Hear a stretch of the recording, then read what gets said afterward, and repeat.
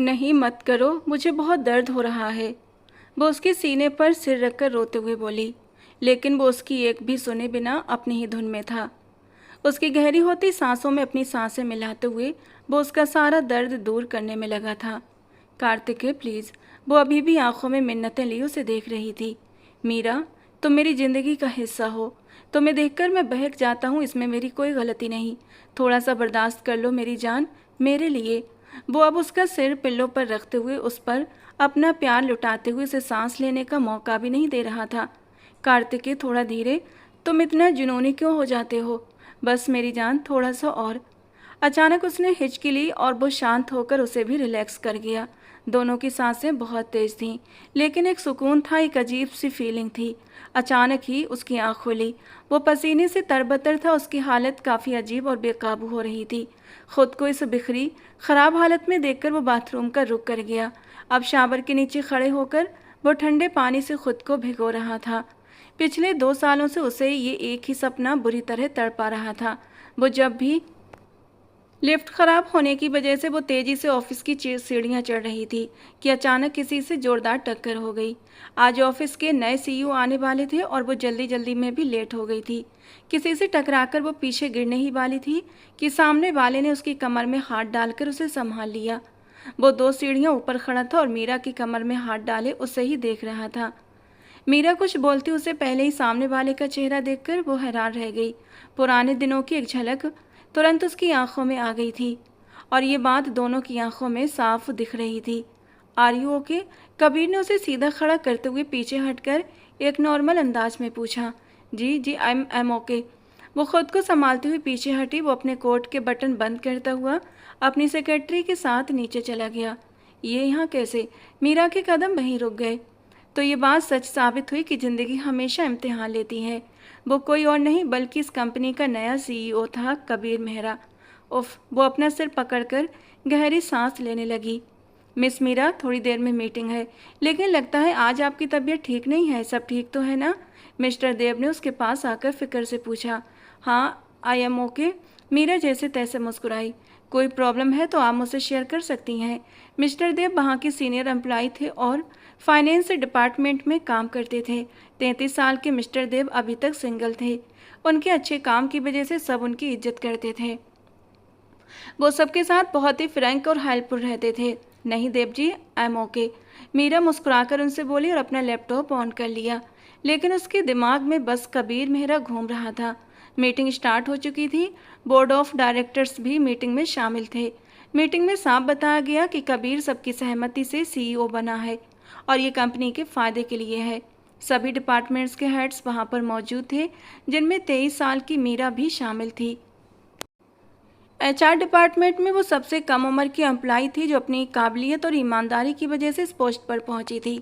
सब अपना अपना इंट्रोडक्शन दे रहे थे, जिसे सीईओ बहुत शांति से सुन रहे थे। मीरा अपना इंट्रोडक्शन देकर उठी तो सीईओ अपनी जगह से खड़े हुए। सब चुपचाप उनकी ओर देखने लगे। हेलो एवरीवन, मेरा नाम कबीर मेहरा है और मैं इस कंपनी का नया सीईओ हूँ।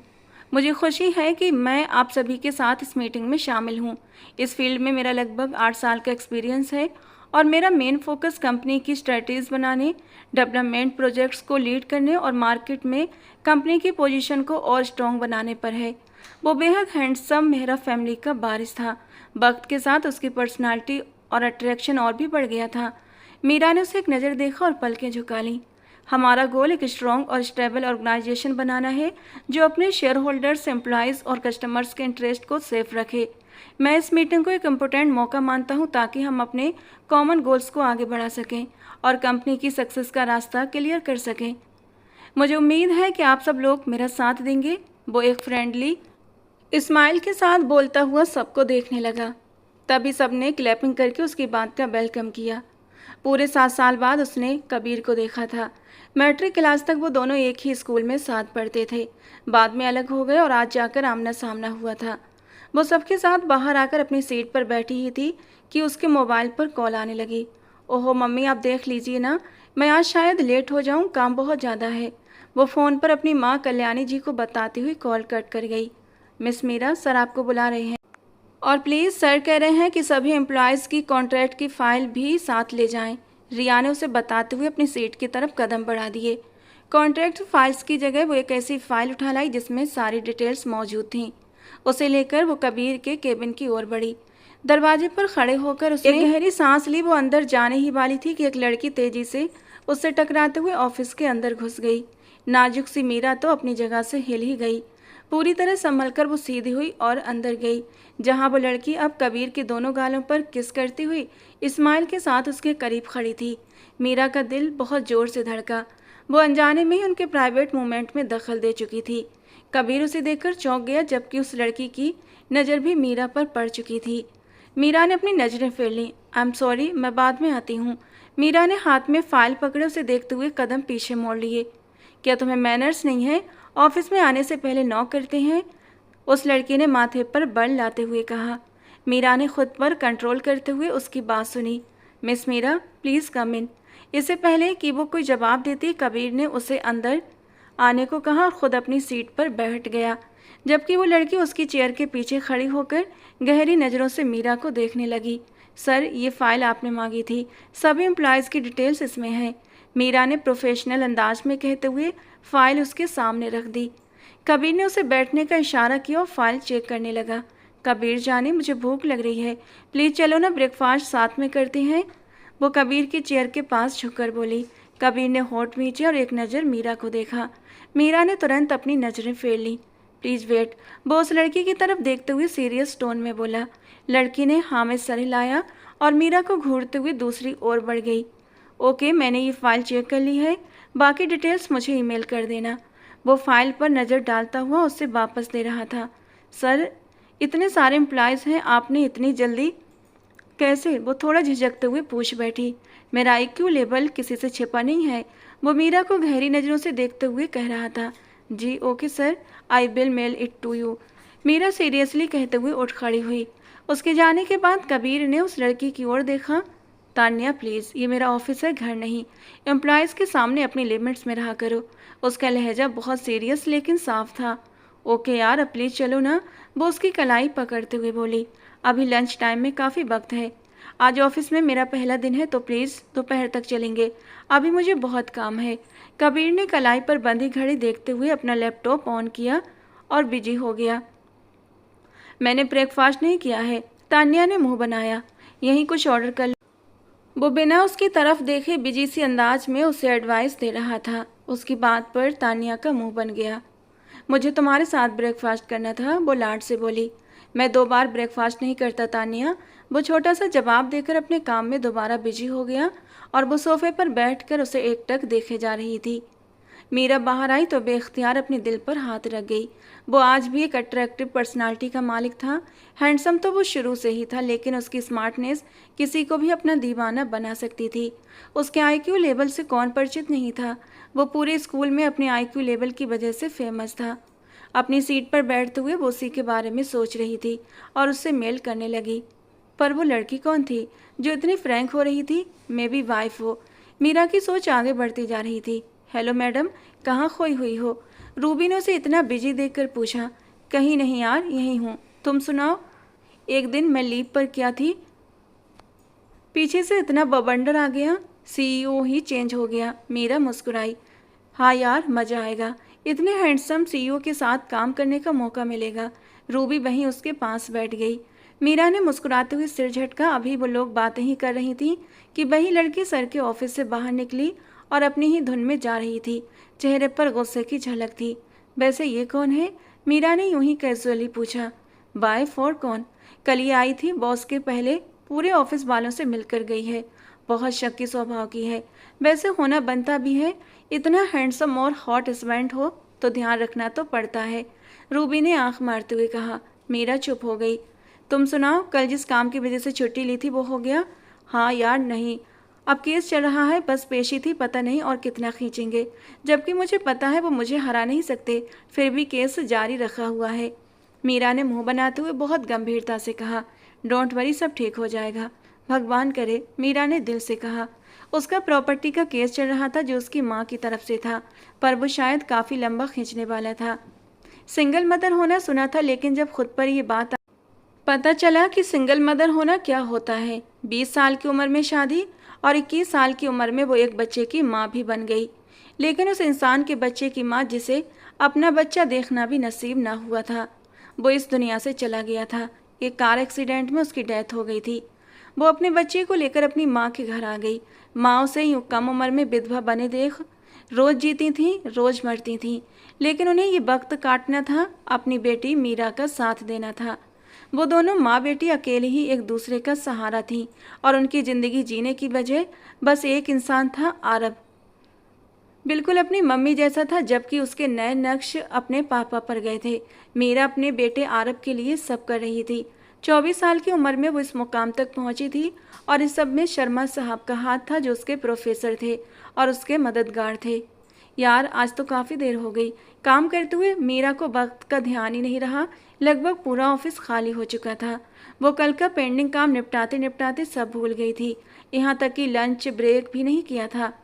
अब शाम के 5 बज रहे थे और उसे जोरों की भूख लग रही थी। आरब ने तो मम्मी को बहुत तंग किया होगा। आरब का सोचकर वो मुस्कुराते हुए उठी, अपनी शॉल ओढ़ी, बैग उठाया और सीढ़ियों की तरफ बढ़ गई। तभी मिस मीरा आवाज़ पर वो रुकी। दिल एकदम से धड़क उठा। वो पलटी। Yes sir. वो भी अभी तक ऑफिस में ही था। मीरा को हैरानी हुई। लिफ्ट ठीक हो चुकी है, आप लिफ्ट यूज़ कर सकती हैं। उसकी बात पर मीरा ने सीढ़ियों पर एक नज़र डाली और फिर हाँ में सर हिलाते हुए लिफ्ट की ओर बढ़ गई। कबीर भी उसके साथ था। काफ़ी टाइम बाद आपको देखा, काफ़ी चेंज हो गई हैं आप। कबीर ने बात शुरू की। आप भी तो। मीरा ने वापस धीरे से मुस्कुराते हुए कहा। मैं तो वाकई काफ़ी चेंज हो गया हूँ। वो सिर झटकते हुए बोला कि तभी लिफ्ट डगमगाई। मीरा ने बिना सोचे उसके हाथ को कसकर पकड़ लिया। कबीर भी एकदम चौकन्ना हुआ। शायद लिफ्ट अभी पूरी तरह ठीक नहीं हुई है। कबीर ने लिफ्ट के बटन प्रेस किए, लेकिन लिफ्ट एक बार फिर डगमगाई। मीरा की पकड़ उसके हाथ पर और भी मजबूत हो गई। रिलैक्स मिस मीरा, कुछ नहीं होगा। वो उसकी तरफ मुड़ते हुए नरम लहजे में बोला, जबकि मीरा के चेहरे का रंग उड़ा हुआ था। मीरा को उसके रिलैक्स कहने पर चिढ़ सी हुई। लिफ्ट इस वक्त तो बुरी तरह हिचकोले खा रही थी और वो कितना शांत खड़ा था।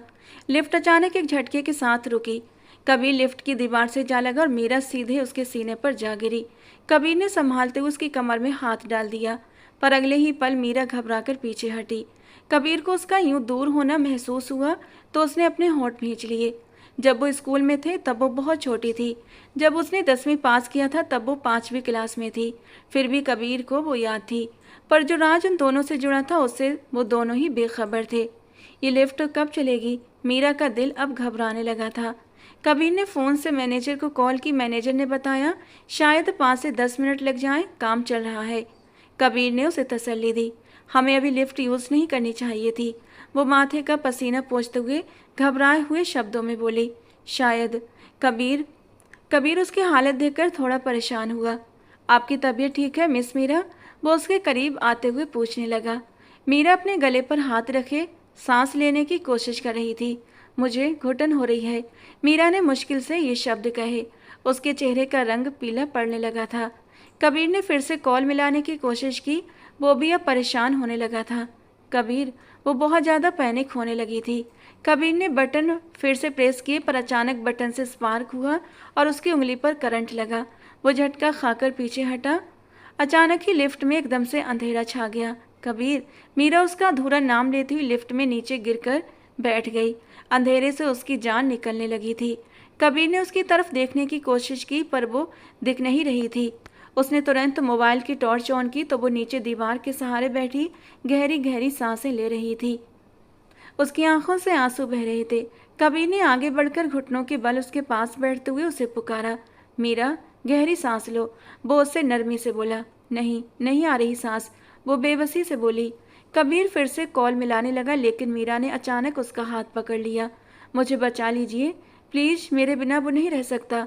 मीरा ने रोते हुए कबीर के कंधे पर सिर रख दिया। उसकी सांसें अब उखड़ रही थीं। उसकी बात पर कबीर का दिल पसीज गया। उसने बिना सोचे उसे अपने सीने से लगा लिया।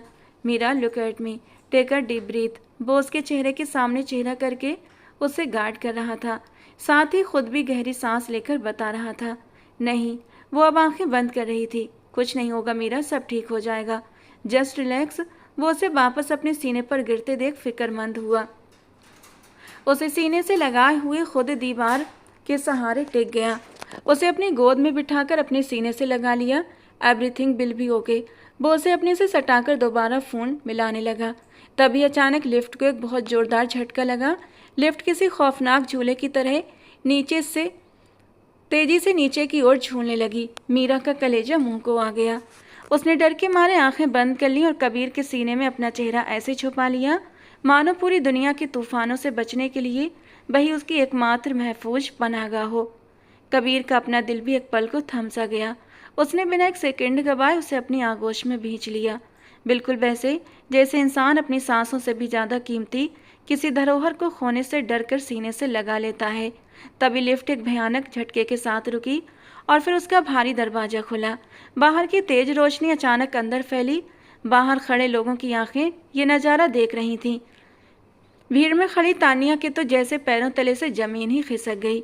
उसके चेहरे पर हतप्रभ होने के भाव और जहरीला गुस्सा साफ झलक रहा था। कबीर ने खुद को संभालते हुए मीरा को उठाना चाहा, पर मीरा की गर्दन बेजान होकर एक तरफ को लुढ़क गई। वो पूरी तरह बेहोश हो चुकी थी। मीरा! कबीर के हलक से एक हल्की सी बेबस चीख निकली और उसका दिल किसी अनजान डर से डूबने लगा। दुनिया की परवाह किए बिना उसने पलक झपकते ही मीरा को अपनी बाहों में उठाया और बदहवास सा बाहर की ओर भाग खड़ा हुआ। वहां खड़े लोग पत्थर की मूर्तों की तरह फटती आंखों से उसे देखते रह गए। हे भगवान, ये लड़की कहाँ रह गई? अभी तक नहीं आई। कल्याणी जी का हाथ पांव बुरी तरह कांप रहे थे। वो बार बार मीरा का नंबर मिला रही थी, पर दूसरी तरफ से सिर्फ घंटी बज रही थी। हर बीतता मिनट उनके दिल की धड़कनें बढ़ा रहा था। शाम के 6 बज चुके थे, जबकि वो 4 बजे तक हर हाल में घर पहुंच जाती थी। ममता का दिल किसी अनहोनी की आशंका से थर थर कांप रहा था। नानी, मम्मा कब आएंगी? मुझे मम्मा के पास जाना है। छोटा आरब अपनी नानी का आंचल खींचते हुए उदास आंखों से पूछ रहा था। बस बेटा, अभी आ जाएगी मेरी बच्ची। वो आरब को सीने से लगाते हुए उसे तसल्ली देने की कोशिश कर रही थी, लेकिन उनके अपने आंसू पलकों के बांध तोड़कर बहने को बेताब थे। हे माता रानी, मेरी बच्ची की रक्षा करना, वो कांपते हाथों से प्रार्थना कर रही थीं। जब मीरा की चेतना धीरे धीरे लौटी तो आंखों के सामने अस्पताल की सफ़ेद छत और नाक में दवाइयों की तीखी गंध थी। उसके ठीक पास कबीर खड़ा था। उसकी आंखों में बेइंतहा बेचैनी और फिक्र की परतें साफ दिख रही थीं। थोड़ी दूर कोने में तानिया भी खड़ी थी, जिसके चेहरे पर नफरत और कड़वाहट की तलखी थी। अब कैसा फील कर रही हैं आप? कबीर की भारी आवाज़ में छिपी फिक्र मीरा के दिल को भीतर तक छू गई। मैं ठीक हूँ। मीरा ने बहुत मुश्किल से अपनी टूटती आवाज़ को समेटा और उठने की कोशिश की। अगर आपको लिफ्ट से इतना डर और सफोकेशन होता था तो आपको मेरे कहने के बावजूद जिद करके सीढ़ियों से जाना चाहिए था। कबीर का लहजा इस बार सिर्फ एक बॉस का नहीं, उसमें एक अपनों वाली डांट और छुपा हुआ दर्द भी था। शायद मीरा ने नजरें झुकाकर उसकी बात को मान लिया और फिर भारी कदमों से बेड से नीचे उतरी। आप रुकिए, मैं ड्राइवर से कहता हूँ, वो आपको ड्रॉप कर देगा। अपनी पत्नी की जलती हुई नज़रों को महसूस करके कबीर अब जानबूझकर मीरा से एक फासला बनाने की नाकाम कोशिश कर रहा था। नहीं, इसकी ज़रूरत नहीं है, मैं चली जाऊंगी। मेरी चीज़ें। मीरा की आवाज़ में एक अजीब सी बेबसी उतर आई थी। कबीर ने खामोशी से उसका बैग और फाइलें उसकी तरफ बढ़ा दी। मीरा ने कांपते हाथों से संभाल लिया और टूटे हुए कदमों से बाहर निकल गई। तानिया जहरीली नागिन की तरह कबीर की तरफ लपकी और ताना मारते हुए चिल्लाई, जाओ, खुद ही जाकर अपनी गोद में उठाकर घर छोड़ाओ उसे। कितनी तड़प है ना तुम्हारे दिल में उसके लिए। इतनी फिक्र तो कभी तुमने अपनी पत्नी की भी नहीं की। अपनी हद में रहो तानिया, क्या बकवास कर रही हो तुम? कबीर का सब्र टूट गया। उसकी आंखों में शोले भड़क उठे। जो दिख रहा है कबीर मेहरा, मैं वही कह रही हूँ। थोड़ी सी तो इंसानियत या शर्म बाकी रखो। एक तरफ मैं हूँ तुम्हारी पत्नी, जिसे तुम देखने तक पसंद नहीं करते, और दूसरी तरफ ऑफिस के पहले ही दिन तुम उस लड़की के इतना करीब। जुबान को लगाम दो तानिया, वरना ऐसा न हो कि मुझे अपनी भलमनसाहत भूल कर कोई सख्त कदम उठाना पड़े और तुम सिर्फ पछतावे के आंसू बहाती रह जाओ। क्या कर लोगे तुम मेरा? बताओ, मार डालोगे मुझे? तानिया भी अपने अहंकार में अड़ी रही। तानिया का वजूद ही एक उलझन बना हुआ था। शादी को 1 साल बीत जाने के बाद भी उसने कभी इस रिश्ते को दिल से स्वीकार नहीं किया था। शादी की पहली ही रात वो किसी और के लिए कबीर को छोड़कर भाग गई थी, लेकिन जब उस दूसरी जगह से मुंह की खानी पड़ी तो 1 हफ्ते के बाद जलील होकर वापस लौट आई थी। कबीर की दादी ने खानदान की इज्जत की खातिर हाथ जोड़कर कबीर से उसे घर में रखने की भीख मांगी थी। कबीर ने दादी का मान रखते हुए उसे छत तो दे दी थी, लेकिन अपने दिल और अपनी ज़िंदगी के दरवाजे उसके लिए हमेशा हमेशा के लिए बंद कर दिए थे। तान्या कहाँ गई थी, किसके साथ थी, कबीर ने कभी ये जानना जरूरी नहीं समझा, क्योंकि जिसके प्रति दिल में कोई एहसास ही ना बचे, उसकी बेवफाई भी बेअसर हो जाती है। लेकिन अब कबीर की वही बेरुखी तान्या के दिल में जुनून बनकर धधक रही थी। क्यों कर रहे हो मेरे साथ ऐसा? मैं सच में मर जाऊंगी कबीर। तान्या ने अपनी आंखों में झूठे आंसू भरकर उसका हाथ पकड़ना चाहा। तो मर जाओ, कबीर का ठंडा जवाब और बेरहम अंदाज था कि तान्या का कलेजा कांप उठा। तुम तो मुझसे प्यार करते थे ना, कि एक छोटी सी गलती की इतनी बड़ी सजा दोगे? गलती? तान्या मेहरा, तुम्हारी नज़र में किसी का दिल तोड़ना और किसी की इज्जत की धज्जियां उड़ाना एक छोटी सी गलती होगी, लेकिन मेरे लिए वो एक ऐसा पाप था जिसकी कोई माफ़ी नहीं। मेरे रास्ते में दोबारा मत आना। कबीर सख्त चेहरा लिए आगे की ओर बढ़ गया। तान्या का पूरा वजूद नफरत की आग में जलने लगा था। उस मामूली सी लड़की को इसने अपने सीने से लगाया, बाहों में भरकर अस्पताल लाया, और मेरे लिए इसके दिल में सिर्फ नफरत है। तानिया का दम घुटने लगा था। वो गुस्से से फुनकारती हुई बाहर निकली, लेकिन कबीर उसे तन्हा छोड़कर बहुत दूर जा चुका था। मम्मा, आरब जैसे ही मीरा को दरवाजे पर देखा, अपनी नन्ही बाहें फैलाकर उसकी ओर भागा। मीरा ने अपने कलेजे के टुकड़े को सीने में भींच लिया। ऐसा लगा जैसे बरसों का भटकाव पल भर में ख़त्म हो गया हो। मम्मा, आप कहाँ गई थी? मुझे बहुत डर लग रहा था। आरब उसके गालों को चूमते हुए अपनी तोतली जुबान में शिकायत करने लगा। कहीं नहीं मेरे बच्चे, बस थोड़ा लेट हो गई। मीरा ने आरब को गोदी में समेटा और कल्याणी जी के पास जाकर बैठ गई। कल्याणी जी ने जब पूरी आप बीती सुनी तो उनका दिल दहल गया। जब तुम्हें पता है कि अंधेरे और बंद जगह से तुम्हारी सांसें रुकने लगती हैं, तो क्यों गई तुम उस लिफ्ट में? सीढ़ियाँ चढ़ जाती। माँ का कलेजा डांटते हुए भी काँप रहा था। मम्मी, मुझे क्या पता था ऐसा हो जाएगा, पर भगवान का शुक्र है बॉस ने सही वक्त पर संभाल लिया, वरना आज के ज़माने में कौन किसी के लिए इतना सोचता है। वो मुझे अपनी गाड़ी में अस्पताल ले गए। मीरा की आंखें नम हो गईं। भगवान उस भले आदमी की उम्र लंबी करे, उसे हर खुशी दे। कल्याणी जी ने सच्चे दिल से हाथ जोड़कर कबीर के लिए दुआ मांगी, और वहीं बैठकर मीरा के सीने में कबीर के नाम की कैसी धीमी मीठी सी आँच सुलगने लगी, जिसके एहसास से वो खुद भी अनजान थी। ये क्या पागलपन है तानिया, क्या तमाशा बना रखा है तुमने? दादी जी ने जब तानिया को कमरे में सामान फेंकते और चीखते चिल्लाते हुए देखा, तो वो उसे कड़क आवाज में बोली, वो मुझे इंसान तक नहीं समझता दादी जी, वो मेरी तरफ देखता तक नहीं। तानिया अपने बाल नोचते हुए बिलख बिलख कर रोने लगी। तो इसमें कसूर किसका है तानिया? दादी जी की आवाज़ में रत्ती भर भी हमदर्दी नहीं थी। तुमने जो जहर बोया था, आज वही काटना पड़ रहा है तुम्हें। शुक्र मनाओ कि कबीर ने तुम्हें इस घर से धक्के मार कर बाहर नहीं निकाला। उसने सिर्फ मेरी ढलती उम्र और मेरी इज्जत का मान रखा है, वरना कोई भी स्वाभिमानी पुरुष तुम्हें एक पल बर्दाश्त न करता। दादी जी अपना हाथ छुड़ाकर चली गईं, और तानिया वहीं फर्श पर बैठकर फूट फूट कर रोने लगी। उसका अपना ही रचा हुआ चक्रव्यूह अब उससे निगल रहा था। इस घटना को बीते 1 महीना हो चुका था। कबीर और मीरा अब रोज एक ही छत के नीचे काम कर रहे थे। दोनों के बीच बातें बहुत कम होती थीं, बिल्कुल काम से काम, फॉर्मल और नपी तुली सी। कबीर खुद भी जानबूझकर मीरा से एक फासला बनाकर रखता था। मुझे बचा लीजिए, वो मेरे बिना नहीं रह सकता। कबीर लाख चाहकर भी लिफ्ट में कहे मीरा के उन तड़पते हुए शब्दों को भूल नहीं पा रहा था। उसका दिल बुरी तरह जल रहा था, पर उसकी हिम्मत नहीं हो रही थी कि सीधे मीरा से पूछ ले कि आखिर उसकी लाइफ में वो कौन है। अगर कबीर ने उसकी पर्सनल फाइल पर ध्यान से नज़र डाली होती तो शायद जान पाता कि उसकी मैरिटल स्टेटस में क्या लिखा था, पर उसने अब तक इस ओर ध्यान ही नहीं दिया था। मिस मीरा, आपका आरब आपसे मिलने आया है। कबीर के साथ इम्पोर्टेंट मीटिंग के दौरान मिस्टर जावेद ने अंदर आकर मुस्कुराते हुए कहा। ये सुनते ही कबीर के चेहरे पर पल भर में सख्ती और कड़वाहट छा गई। सर, वो मीरा ने कुछ कहना चाहा। क्या आपके उस आरब को इतना भी नहीं पता कि ये ऑफिस टाइम है? कबीर के माथे पर गुस्से और नागवारी के बल एक पल में पड़ गए थे। जी सर, मीरा हैरान रह गई। कबीर ने चिढ़कर अपना चेहरा दूसरी ओर मोड़ लिया। जाइए मिस मीरा, कहीं आपका आरब आपसे नाराज न हो जाए। न जाने क्यों उसके लहजे में जहरीला ताना भरा हुआ था। मीरा बहुत सीरियस होकर उठ खड़ी हुई। कबीर उसके नन्हे आरब के लिए इस तरह कैसे बोल सकता था? वो मुंह बनाते हुए बाहर निकल गई। क्या बात है सर, कोई प्रॉब्लम है क्या?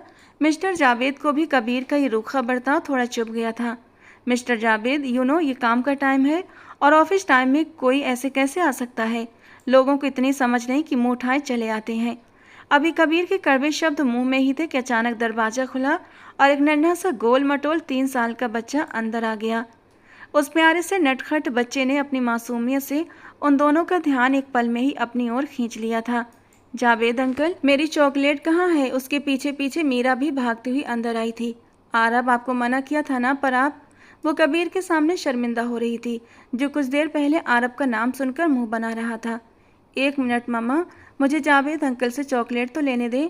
वो मीरा की बात अनसुनी करके सीधे जावेद की तरफ लपका और उनके पैर पकड़ लिए। ओह मेरा शेर! जावेद ने उसे गोद में उठाकर ढेर सारा प्यार किया और चॉकलेट देने बाहर ले गए।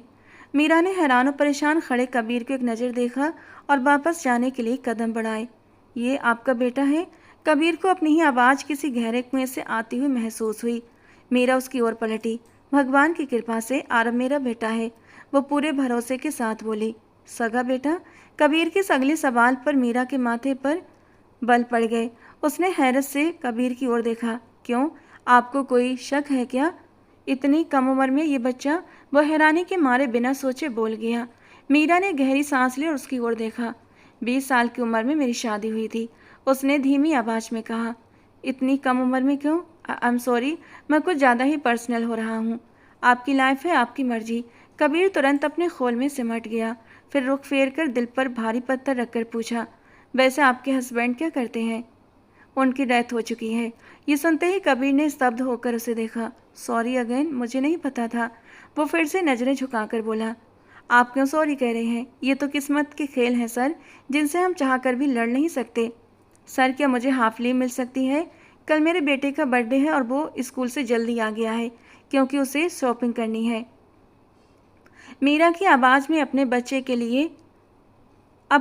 के लिए बेइंतहा प्यार झलक रहा था। ओके, आप जा सकती हैं, कबीर ने बहुत ही नरम लहजे में कहा और अपनी सीट पर बैठते हुए उसके चेहरे को निहारने लगा। Thanks sir. वो जाने के लिए दरवाजे की ओर बढ़ी, पर फिर अचानक पलटी। सर, कल शाम को आरब का बर्थडे सेलिब्रेट करेंगे, तो क्या आप आ सकते हैं? जिस प्यारी और मासूम उम्मीद से मीरा ने पूछा था, कबीर को वो अपने दिल के बहुत करीब महसूस हुई। Sure, I will try. Kabir अभी कुछ और कहता कि आरब दौड़ता हुआ वापस अंदर आ गया। मामा प्लीज़ कम। वो मीरा की गोद में चढ़ते हुए मचलने लगा। मीरा मुस्कुरा दी और उसे अपनी बाहों में भर लिया। हाँ मेरी जान, बस चल रहे हैं। अंकल से नहीं मिले? मीरा उसे लेकर कबीर के पास आई। आरब ने एक नन्ही बाह मीरा के गले में डाली और कबीर को देखने लगा। कबीर उसे मुस्कुराकर देखने लगा। He is like dad. वो मासूम बच्चा बिना सोचे बोल पड़ा, जिससे दोनों एक पल में ही सन रह गए। दोनों की नज़रें पल भर के लिए टकराई थीं। नहीं बेटा, ये अंकल हैं। मीरा आरब को कबीर के पास लाकर पछताई। No mamma, he is my father. वो मीरा की गोद से सीधा कबीर की गोद में चला गया। कबीर ने भी खुद ब खुद उसे बहुत प्यार से कसकर थाम लिया। आरब को गोद में उठाते ही एक असीम शांति कबीर के अंदर तक उतर गई थी, मानो वो सच में उसका बाप हो। You are my dad. वो कबीर के गाल पर किस करता हुआ तोतली आवाज़ में बोला। कबीर ने मुस्कुराकर उसके नन्हे गाल पर किस किया तो आरब की आंखें खुशी से चमक उठीं। फिर वो वापस मीरा की गोद में आ गया। मीरा अरब की इन बातों से बेहद शर्मिंदा होती उसे बाहर ले गई। कबीर को लगा जैसे उनके जाते ही कमरे के अंदर अचानक अंधेरा छा गया हो। उन दोनों की मौजूदगी से जो एक अनजानी रोशनी और सुकून का एहसास हो रहा था वो गायब हो चुका था और उसकी वजह वो खुद भी नहीं समझ पा रहा था।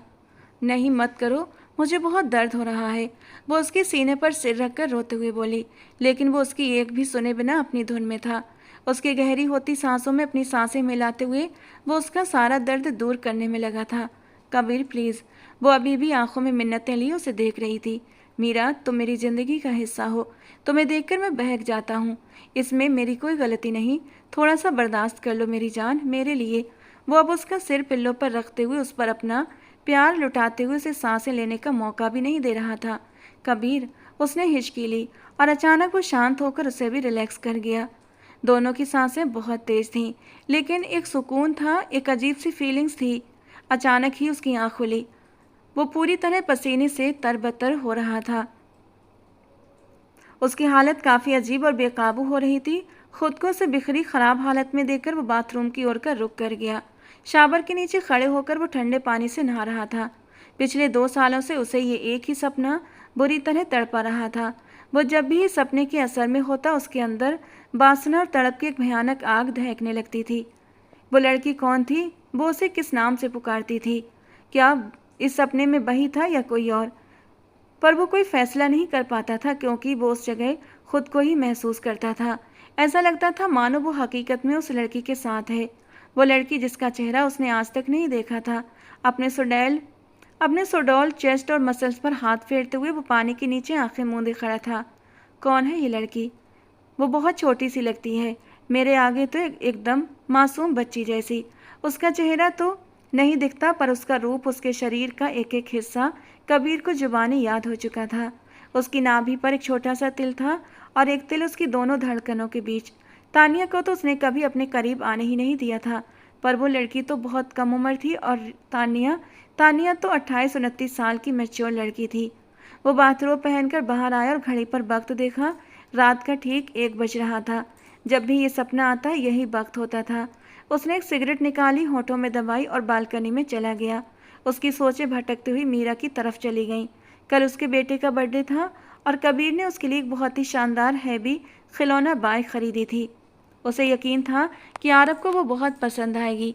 आंखें मूंदी तो फिर से उस सपने का खुमार उसकी रग रग में दौड़ने लगा। अचानक ही दिल ने मचलते हुए उस वजूद की तमन्ना की थी, जो न जाने हकीकत में थी या नहीं, यह सिर्फ उसका कोई वहम था, एक ऐसा सपना जिसकी कोई ताबीर नहीं थी। Happy birthday to you, happy birthday dear Aarab, happy birthday to you. सबकी जोरदार तालियों की गूंज के बीच छोटे से आरब ने मुस्कुराते हुए अपना बर्थडे केक काटा। आरब ने सबसे पहले केक का एक टुकड़ा अपनी नानी के मुंह में डाला और फिर एक टुकड़ा अपनी माँ के। तभी सामने से कबीर को आते देखकर आरब वही आधा टुकड़ा हाथ में लिए कबीर की तरफ लपका और उसके मुंह की ओर बढ़ा दिया। कबीर ने बिना झिझके तुरंत वो टुकड़ा मुंह में रख लिया और आरब को उठाकर अपनी गोद में भर लिया। एक अजीब सा सुकून उसके पूरे वजूद में उतर गया। न जाने ये कैसा सुकून था जो उसे खुद समझ नहीं आ रहा था, लेकिन वो उस नन्हे बच्चे की तरफ खिंचा चला जा रहा था। सर, ये क्या? मीरा तुरंत उसकी ओर बढ़ी। तभी कबीर के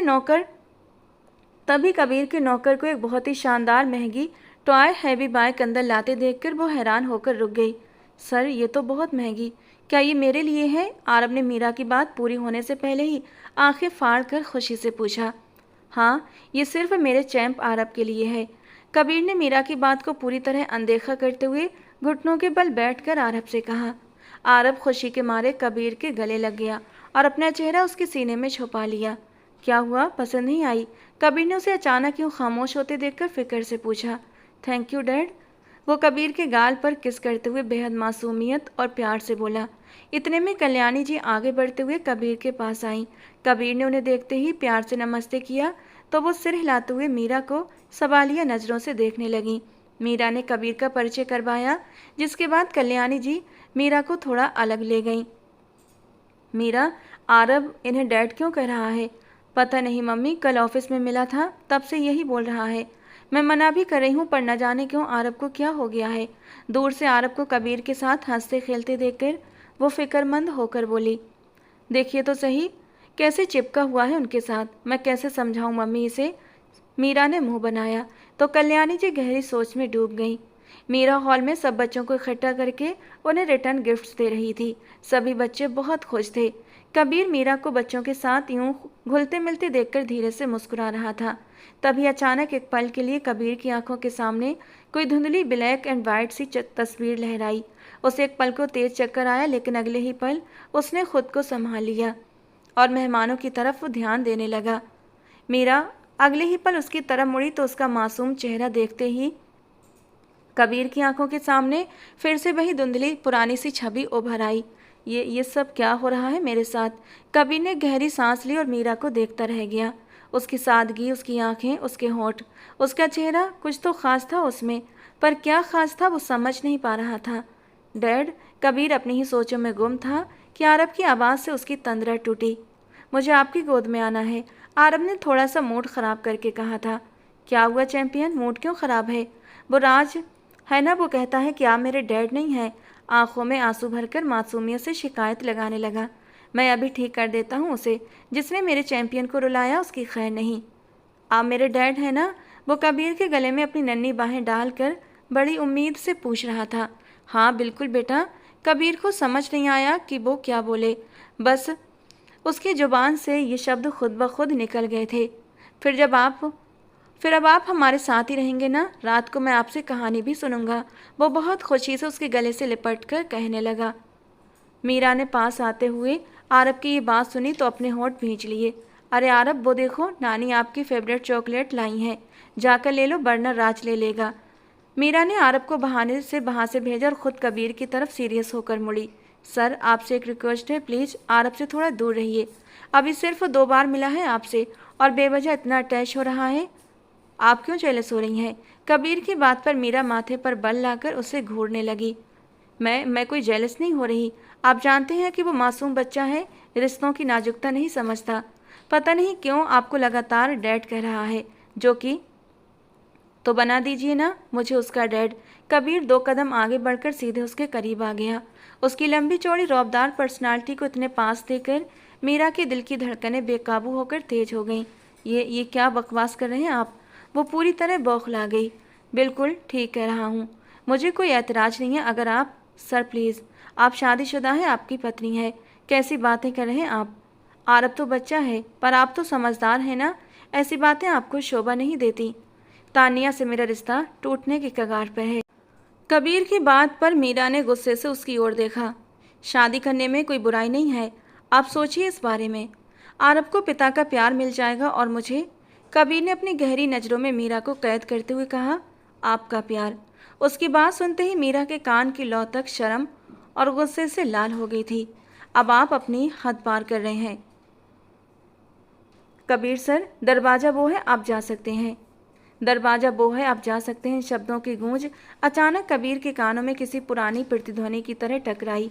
बेख्तियार उसे फिर से एक भयानक चक्कर आया। उसकी आंखों के सामने अंधेरा छा गया। वो लड़खड़ाया तो मीरा ने घबराकर तुरंत उसका हाथ थाम लिया। क्या हुआ सर, आप ठीक हैं? मीरा को उसकी हालत अचानक बिगड़ती देखकर चिंता होने लगी। शायद मुझे जाना चाहिए। कबीर बाहर की तरफ कदम बढ़ाने लगा। सर, आपकी तबीयत ठीक नहीं लग रही। आप। न जाने क्यों मीरा का दिल फिर भी उसके लिए परेशान हो रहा था। कबीर थोड़ा सा पलटा। मेरे प्रपोजल को तो रिजेक्ट कर रही हैं और फिक्र भी जता रही हैं। कबीर की इस बात पर मीरा गुस्से से भड़क उठी। कबीर गेट की तरफ बढ़ चुका था। ये आदमी हमदर्दी के लायक है ही नहीं। मीरा गुस्से से पैर पटकती हुई अंदर की तरफ बढ़ती चली गई। रात को कबीर की आंख लगी अभी कुछ ही देर हुई थी कि वही खौफनाक और जुनूनी सपना उसे फिर से घेरने लगा। उसके माथे और चेहरे पर धीरे धीरे पसीने की बूंदें चमकने लगी थीं और कुछ ही पलों में उसका पूरा शरीर पसीने से तरबतर हो गया। उसके पूरे शरीर का सारा खून खौलकर जैसे उसके चेहरे पर आ सिमटा था। तुम मुझसे इतनी मोहब्बत करते हो, अगर मैं मर गई तो तुम क्या करोगे कार्तिकेय? उसकी मदहोश हल्की सरगोशी भरी आवाज़ कबीर के कानों में गूंज उठी। शट अप, मरने की बातें मत क्या करो जान, तुम सिर्फ मेरी हो। मैं अपनी जान को कभी अकेले भटकने नहीं दूंगा, ये कार्तिकेय का वादा है। वो उसके बेली बटन के पास बने खूबसूरत तिल को चूमते हुए बोला। वो एक झटके में बिस्तर से उठ बैठा। वही नाभि का तिल, वही अनदेखा चेहरा। वो हताश होकर फिर से बाथरूम की ओर बढ़ गया। अब वो ठंडे पानी के शावर के नीचे खड़ा होकर खुद को शांत करने की कोशिश कर रहा था। कबीर, कहाँ जा रहे हो बेटा? दादी जी ने उसे हॉल से गुजरते देखकर पुकारा। कबीर रुका। जी बोलिए, वही रूखा और अलग सा अंदाज। बेटा, कल तानिया का बर्थडे है तो तुम उसे शॉपिंग पर। प्लीज़ दादी जी, मुझसे इस तरह की कोई भी फरमाइश मत कीजिए जो मैं पूरी ना कर सकूं। इसलिए बेहतर होगा कि आप उसे समझा दें। मेरे साथ फालतू की जिद न लगाया करे। वो आगे बढ़ा ही था कि तानिया फिर से उसके रास्ते में आ गई। कहाँ जा रहे हो? उसी लड़की के पास जिसे कल प्रपोज किया था, वो जहरीले लहजे में तंज कसते हुए बोली। कबीर धीरे से मुस्कुराया।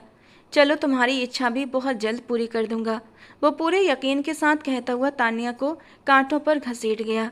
तुम ऐसा कुछ करके तो दिखाना, जान ले लूंगी तुम्हारी भी और उसकी भी, वो आक्रामक अंदाज में चिल्लाई। उसकी तरफ आंख उठाकर भी देखा तो तुम्हारी आंखें नोच कर रख दूंगा। उससे भी ज़्यादा ऊंची और दहाड़ती आवाज़ में कबीर गरजा तो तानिया एक पल को बुरी तरह सहम गई। मुझे हल्के में मत लेना, मेरा दिमाग घूमा तो खुद रोने के काबिल भी नहीं रहोगी। वो दांत भींचकर उसे वार्न करता हुआ बाहर निकल गया। तान्या ने शिकायती नज़रों से दादी जी की ओर देखा, जिन्होंने चुपचाप अपना मुंह दूसरी तरफ फेर लिया। आप ही फाइल चेक कर लीजिए ना, उसके बाद मैं इस पर आगे काम करूंगी, मीरा ने झुंझलाकर कहा। नहीं, पहले मेरी बात का जवाब दीजिए। मुझसे शादी करने में आखिर आपको प्रॉब्लम क्या है? कबीर अपनी चेयर से उठकर उसके पास आकर खड़ा हो गया। प्लीज़ सर, मुझे शादी करनी ही नहीं है। आप दोबारा इस टॉपिक पर मुझसे बात ना करें। बढ़ना क्या? वो आंखों में अधिकार भरा गुस्सा लिए बोला। बढ़ना मजबूरी में मुझे ये जॉब छोड़नी पड़ेगी, वो गुस्से में कहती उठी। उसकी आंखों में कबीर को एक गहरी दास्तान नजर आ रही थी। बहुत प्यार करती हैं अब भी अपने हस्बैंड से? वो इतने धीमे लहजे में पूछ रहा था कि मीरा समझ ही नहीं पाई ये सवाल था या कड़वा सच। आपसे मतलब? वो तो नक कर बोली।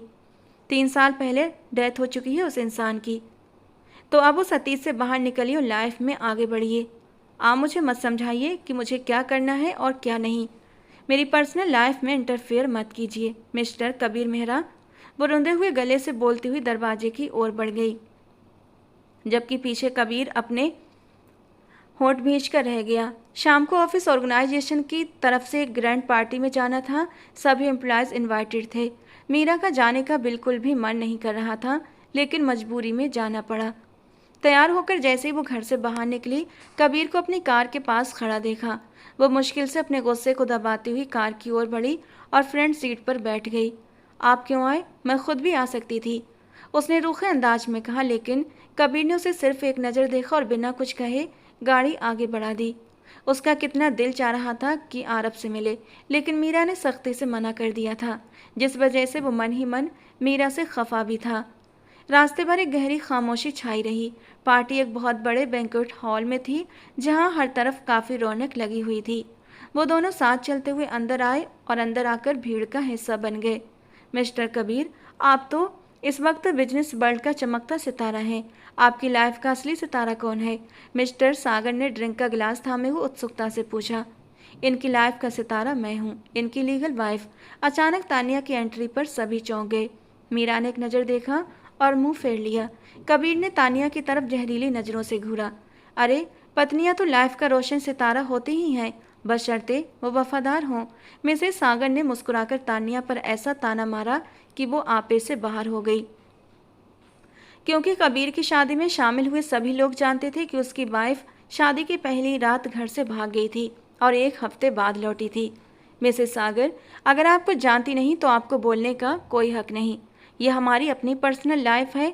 वो बदतमीजी से भड़क उठी, लेकिन मिसेस सागर ने ध्यान नहीं दिया और दूसरी तरफ चली गईं।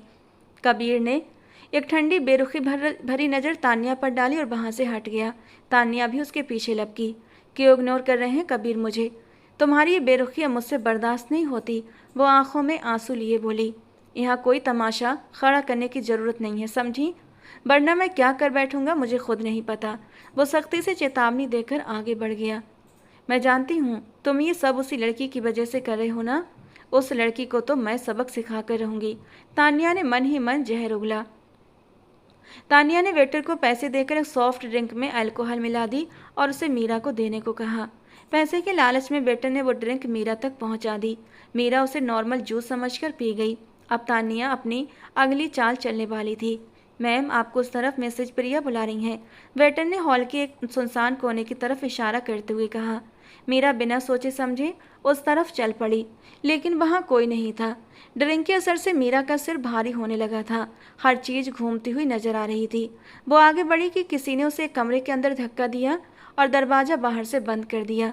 वो फर्श पर औंधे मुँह गिरी।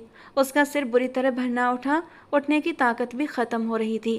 तानिया का ये बार बहुत घिनौना था। उसने एक लफंगे को उस कमरे में भेज दिया, जो मीरा की हालत देखकर हैवान बन बैठा।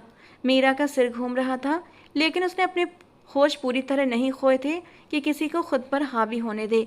जैसे ही उस आदमी ने उस नाजुक सी लड़की को छुआ, वो दर्द और खौफ से चीख उठी। बदले में उस आदमी ने उसके मुंह पर बेरहमी से हाथ रख दिया। तभी दरवाज़ा जोर जोर से बजने लगा। वो आदमी घबरा गया कि शायद कोई आ गया है। वो मीरा को छोड़कर तुरंत खिड़की के रास्ते भाग निकला। इतने में दरवाज़ा खुला। कबीर बदहवास से अंदर दाखिल हुआ। फर्श पर मीरा को बिखरी हालत में गिरा देखकर तुरंत उसकी ओर लपका। मीरा, होश में आइए, क्या हुआ है आपको? वो मुझे छू रहा था यहाँ पर। मीरा ने अपने कांपते होठों को बाहर निकालते हुए आंखों में बहते आंसुओं के साथ मासूम बच्चे की तरह कबीर से शिकायत लगाई। कबीर ने अपना दिल महसूस कर बिना एक पल गवाए उसे अपनी बाहों में भर लिया। अपने एक दोस्त की मदद से वो बैक गेट के रास्ते मीरा को बाहर ले गया। पार्किंग में जाकर अपनी कार की फ्रंट सीट पर उसे बहुत सावधानी से बैठाया। शायद ड्रिंक में कुछ गलत पी लिया है, इसीलिए होश खो रही है। ड्राइविंग सीट संभालते हुए कबीर ने गाड़ी वहाँ से निकाल ली। इस हालत में इसे कहाँ लेकर जाऊँ? वो अभी ये सब सोच ही रहा था कि तभी उसके पूरे वजूद में जैसे बिजली का कोई करंट सा दौड़ गया था। मीरा अपनी सीट से खिसककर कबीर के बिल्कुल करीब आ गई और उसकी गर्दन के पास अपने तपते हुए होंठ रख दिए। कबीर ने एक सुनसान सड़क पर झटके से गाड़ी रोक दी। मीरा की उस छुअन में इतनी कशिश और आग थी कि कबीर का अपनी सांसों पर से कंट्रोल छूटने लगा। वो हैरत और बहकती नज़रों से मीरा को घूरने लगा। मीरा, जो न जाने किस सुरूर में मुस्कुरा रही थी, अगले ही पल कबीर की गोदी में आ बैठी और अपनी नाजुक बाहें उसकी गर्दन के चारों तरफ डाल दी। कबीर के तो जैसे होश ही उड़ गए। क्या हुआ? इतनी खूबसूरत लड़की पहले नहीं देखी क्या? वो मुस्कुराती आंखों से उसे देखते हुए बोली और दोबारा अपने तपते होंठ उसकी गर्दन पर रख दिए। कबीर ने बेबसी में उसकी कमर को अपनी हथेलियों में कसकर जकड़ लिया। मीरा, मत करीब आओ, तुम होश में नहीं हो और मैं अपना कंट्रोल खो दूंगा। तो खो दो ना कंट्रोल। वो उसके और भी करीब आते हुए अब उसके गालों को चूमते हुए बोल रही थी। अपनी मासूमियत से उसके सारे होश ठिकाने लगा रही थी। कबीर ने झटके से उसे पीछे करना चाहा तो वह स्टीयरिंग व्हील पर पीछे की तरफ ढुलक गई। कबीर की नज़र बेख्तियार उसकी साड़ी के पल्लू से हटी कमर पर चली गई। कबीर को अचानक फिर से एक भयानक झटका लगा, जैसे ये सब वो पहले भी कहीं देख चुका हो। उसने मीरा की कमर को संभालते हुए जैसे उसके पल्लू को ठीक किया, उसकी आंखें फटी की फटी रह गईं। वही नाभि के पास एक छोटा सा तिल, वही तिल जो हर रात उसके सपनों में आता था। मतलब सपनों में आने वाली ये लड़की कोई और नहीं बल्कि मीरा ही थी। कबीर का दिल 120 की स्पीड से धड़कने लगा। मीरा अचानक उठकर कबीर के कंधे से जा लगी। कार्तिकेय, मुझे घर जाना है। वो उसके कंधे पर सिर रखे धीमी आवाज में सरगोशी कर गई। उसके होंठों से निकला वो नाम सुनते ही कबीर के वजूद में भूचाल आ गया। कार्तिकेय, कुछ तो गहरा राज था जो उससे छिपाया गया था। इस लड़की के शरीर की एक एक गहराई वो सपनों में महसूस कर चुका था, लेकिन क्या ऐसा हकीकत में भी हुआ था? और ये सपने तो उसे तब से आ रहे थे जब वो मीरा से मिला भी नहीं था। वो बुरी तरह अपसेट हो गया। कबीर ने कार को मीरा के घर की तरफ मोड़ दिया। फिलहाल वो खुद को इस हालत में नहीं पा रहा था कि मीरा को कहीं और ले जाए, वरना वो जानता था कि उसका संयम टूट जाएगा। घर पहुंचकर उसने कल्याणी जी को मीरा की हालत के बारे में बताया कि गलती से उसने जूस की जगह अल्कोहल वाली ड्रिंक पी ली। वो बेचारी परेशान होती हुई कबीर का शुक्रिया करने लगी। आंटी, क्या मुझे मीरा के हस्बैंड की कोई फ़ोटो मिल सकती है? मैं बस देखना चाहता हूँ। कबीर की बात सुनकर वो उसे ड्राइंग रूम में बिठाकर अंदर से एक पुरानी एल्बम उठा लाई। मीरा के करीब खड़े उस लड़के को देखते ही कबीर के अंदर धमाके से होने लगे। आज उसे एहसास हो रहा था कि हर बार आईने में वो खुद को देखने पर अजनबी क्यों पाता था और इस चेहरे को देखकर उसे अपना आप क्यों याद आने लगा। बहुत प्यार करता था कार्तिकेय मीरा से, जान छिड़कता था उस पर। हालांकि मीरा काफ़ी छोटी थी पर वो बहुत ख्याल रखता था, लेकिन शायद भगवान को उनका साथ मंजूर नहीं था। शादी के 2 महीने बाद ही एक कार एक्सीडेंट में उसकी डेथ हो गई। चेहरा इतना बिगड़ गया कि पहचान में ही नहीं आ रहा था। फिर कैसे पहचाना? कबीर की आंखें दर्द से लाल हो रही थीं। उसकी निशानियों से घड़ी, वॉलेट, आईडी कार्ड, यही सब चीज़ें मिली थीं। कबीर मुश्किल से खुद पर कंट्रोल करते हुए उठ खड़ा हुआ। उसे अब इन सारे सवालों के जवाब सिर्फ दादी जी से चाहिए थे। आप प्लीज़ मीरा का ख्याल रखिएगा। बाहर आते हुए वो आरब से मिलने उसके कमरे में चला आया। उस मासूम को सोता देख कबीर की आंखों में बेख्तियार आंसू आ गए। आप मेरे डैड हैं ना? कबीर ने उस मासूम के माथे पर चूमते हुए पीछे हटा। उसका जी चाहा कि अपने बेटे को सीने में छुपा ले। कोई नहीं जान पाया, लेकिन ये मासूम कैसे बिना मिले, बिना देखे, बिना किसी छुअन के अपने बाप की खुशबू को पहचान गया था। वो कुदरत के इस करिश्मे पर हैरान था। वहाँ से निकलकर अब उसकी कार मेहरा पैलेस की ओर दौड़ रही थी। कुछ ही देर में वो अपनी दादी जी के सामने बैठा था और उनके सामने कड़वे सवाल रखकर उनसे कड़वी सच्चाई सुनने का इंतजार कर रहा था, जबकि दादी जी होंठ भींचे कांपती आंखों से उसे देख रही थी। दादी जी, आपको भगवान की सौगंध है, आप मुझसे आज कुछ मत छिपाइएगा।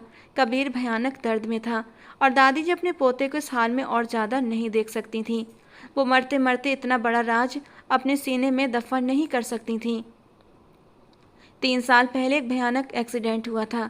कार्तिकेय का एक गाड़ी के साथ एक्सीडेंट हुआ जो तुम्हारी गाड़ी थी।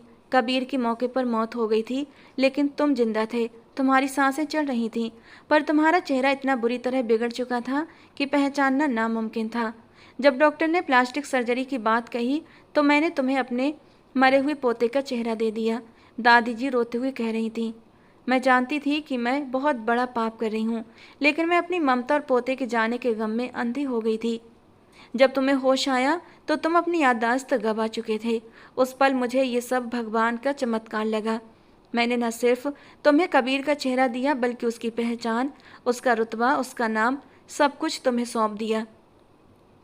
वो अपनी बात कहते हुए खामोश हो गई। कबीर उनसे कुछ न कह सका और चुपचाप उठकर अपने कमरे की ओर बढ़ गया। उसके सामने एक बहुत बड़ा सच आ चुका था। मतलब वो सपने झूठे नहीं थे, एकदम सच थे। मीरा उसकी अपनी पत्नी थी और आरब उसी का बेटा था। दादी जी ने इस बात पर पक्की मोहर लगा दी थी। वो एक गहरी सांस लेकर अपने अंदर एक अजीब सा सुकून महसूस करने लगा।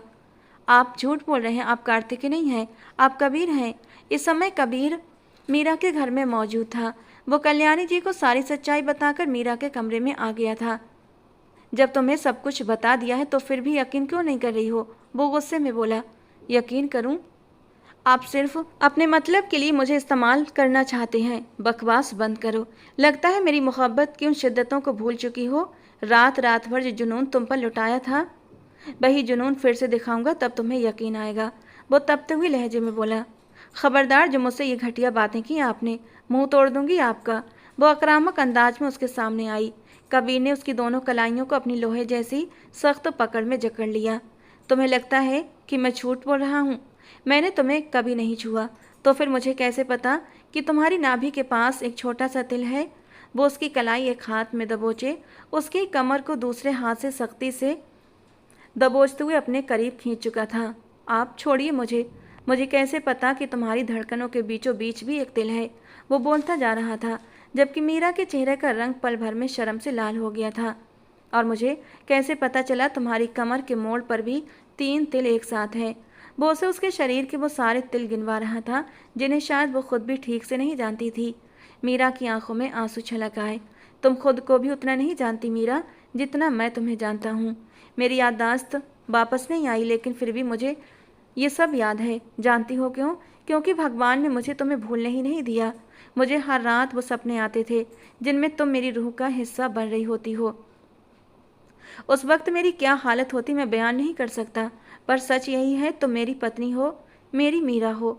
उसने खींचकर मीरा को अपने सीने से लगा लिया। मीरा उसके सीने से लिपटकर फूट फूट कर रो पड़ी। कार्तिकेय ने उसे अपने आगोश में कसकर भींच लिया।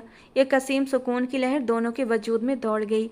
कार्तिकेय ने मेहरा परिवार की जायदाद और सब कुछ दादी जी के हवाले कर दिया। वो कबीर मेहरा के नाम से जुड़ी कोई भी चीज़ अपने पास नहीं रखना चाहता था। वो नहीं जानता था कि उसकी खोई हुई याददाश्त कब पूरी तरह लौटेगी, लेकिन वो इतना जानता था कि आरब और मीरा उसकी आत्मा का हिस्सा हैं और वो अपनी रूह से दूर नहीं रह सकता था। और मेरा क्या होगा? तान्या ने तुनक कर पूछा। कार्तिक एक पल को रुका। तुम्हारे डिवोर्स पेपर भेज दूंगा। बिना मुड़े वो बोलता हुआ मेहरा हवेली से हमेशा के लिए बाहर निकल आया और अपने असली वजूद में लौट आया। आरब ने जैसे ही कार्तिक को देखा, वो सीधा दौड़कर उसकी गोद में चढ़ गया। कार्तिकेय ने उसे उठाकर तुरंत अपने सीने से भींच लिया। डैड, अब आप मेरे साथ ही रहेंगे ना? वो बच्चा बेइंतहा खुश हो गया था। कल्याणी जी भी बहुत खुश थीं। भले ही उसका चेहरा बदल गया था, लेकिन था तो वो उनकी बेटी का वही प्यार, उनका दामाद। रात को जब मीरा अपने कमरे में आई तो कार्तिकेय बेड के किराउन से टेक लगाए आंखें मूंदे बैठा था, जबकि आरब उसकी गोद में उसके सीने पर सिर रखे चैन से सो रहा था। मीरा की दिल की धड़कनें तेज हो गईं। मालूम नहीं सो रहे हैं या जाग रहे हैं।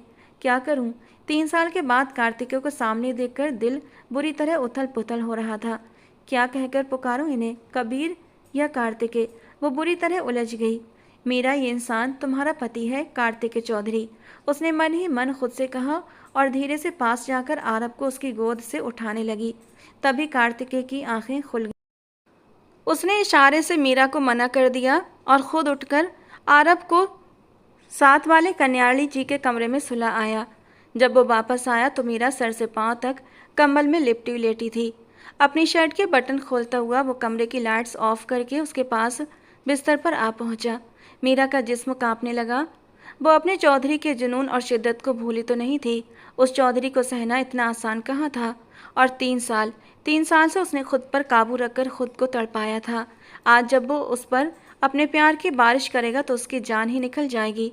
एक झटके में मीरा का रुख अपनी तरफ करते हुए वो उसके होंठों पर झुकता चला गया और अपनी मुकम्मल पहचान कायम करने लगा। मीरा उसके पहले ही छुअन पर तड़प कर रह गई। वो अपने बेपनाह प्यार से उसकी सांसें रोकने लगा। थोड़ा सा ऊपर होकर उसने मीरा को सांस लेने का मौका दिया और पल भर में उसे हर पर्दे से आज़ाद कर दिया। कार्तिकेय प्लीज़।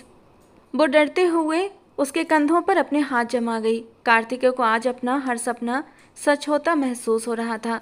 वही आवाज़ थी, डरी हुई, सहमी हुई, खुमार में डूबी हुई, उसकी मीरा की। कार्तिकेय ने उसके माथे पर अपने होंठ रखे तो रूह के कोने कोने में सुकून उतर गया। 3 साल की प्यास है मीरा, जो तुम्हारी रूह में समाने के बाद ही ख़त्म हो सकेगी। प्लीज़ मुझे मत रोको, मेरा साथ दो। वो उसकी उंगलियों में अपनी उंगलियां उलझाता हुआ बिन पिए बहक रहा था। मीरा की सांसें भारी हो गईं। वो चाहकर भी उसे रोक नहीं सकती थी। और रोकती भी क्यों, वो खुद भी तो अपने पति के इस प्यार के लिए तरस रही थी। उसने अपना चेहरा उसके चौड़े सीने में छिपा लिया और उसके तपते सीने पर अपने होंठ रख दिए। कार्तिकेय तो उसके इस अंदाज पर पागल ही हो गया था। जरा सा उसे ऊपर उठाते हुए उसकी नरम धड़कनों को भी हर चीज़ से आज़ाद कर गया। उसकी धड़कनों पर अपने होठों का गीला महकता स्पर्श बिखेरता वो एक ही झटके में उसकी रूह में शामिल हो गया। आह कार्तिकेय। मीरा के मुंह से एक मदहोश आह निकल गई। उसका ये जुनूनी अंदाज महसूस करते हुए वो सिसक उठी, जबकि कार्तिकेय ने खुद को संभालते हुए बहुत प्यार और नजाकत से उसे अपनी बाहों में समेट लिया। वो नहीं चाहता था कि उसकी मीरा अनकंफर्टेबल हो। वो उसके साथ कोई ज़बरदस्ती नहीं करना चाहता था। पहले उसे अपनी आदत डालकर फिर अपने उसी दीवाने अंदाज में अपनाना चाहता था, जैसा वो हमेशा से चाहता था। प्लीज़ कार्तिकेय, मुझे दर्द। वो उसके दिए जरा से दर्द को भी बर्दाश्त नहीं कर पा रही थी। उसकी बीवी 3 साल पहले भी बहुत नाजुक थी और आज भी उतनी ही नाजुक थी। उसके चेहरे पर एक मनमोहक मुस्कान आ गई। वो उसकी सिसकियों की परवाह किए बिना उस पर अपनी मोहब्बत की बौछार करता जा रहा था। कमरे में गूंजती मीरा की सिसकियां माहौल में एक अजीब सा सुरूर घोल रही थी। उन सिसकियों को सुनकर कार्तिकेय और भी ज़्यादा जुनूनी होता जा रहा था। प्लीज़ धीरे, आप आज भी बिल्कुल वैसे ही हैं। मीरा गहरी सांसें लेते हुए यही बोल पाई जो कार्तिकेय बरसों से सुनना चाहता था। उसने मीरा के होठों को अपने होठों से ढककर उसे शांत कर दिया। अपनी मीरा को कभी मरने दे सकता हूँ, अपनी जान से भी ज़्यादा हिफाजत करूँगा अपनी मीरा की। उसने उसके माथे पर प्यार की मोहर लगाई और अपने जुनून में थोड़ी सी नरमी ले आया। उसकी नाजुक सी मीरा अपने चौधरी की जरा सी शिद्दत सहने की ताकत नहीं रखती थी। कार्तिकेय ने खुद को और उसे शांत किया और उसके करीब लेटकर उसका सिर अपने सीने पर रख लिया। मीरा उसे चिपकी हुई उससे नाराज सी लग रही थी, हल्की हल्की सिसक भी रही थी। मीरा यार चुप हो जाओ अब, मैंने तो अभी अपने जुनून का 1% भी नहीं दिखाया था और तुम रोए जा रही हो। हालांकि 3 सालों से तुमसे जुदा हूँ। कैसे खुद को संभाला है ये मैं ही जानता हूँ, जबकि मैंने कहा भी था कि मेरा साथ देना। वो प्यार से शिकायत करने लगा।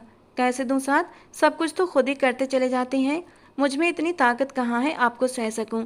उसकी जुबान भी अब कैंची की तरह चलने लगी थी। कार्तिकेय को उसका ये बोलना, लड़ना, हर अंदाज बेहद प्यारा लग रहा था।